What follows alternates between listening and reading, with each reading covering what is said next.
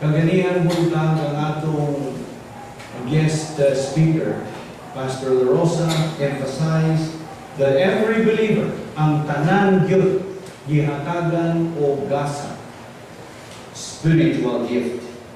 So an evangelist, or an any believer in Christ for that matter, is motivated to witness unbelievers and lead them to Christ because he knows the most horrible, ominous future of an unbeliever.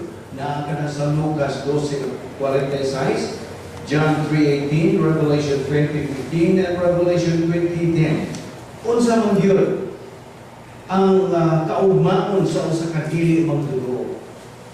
Karong gabi, kung ikaw dili pa magtuo, paminaw ko lang, listen very well.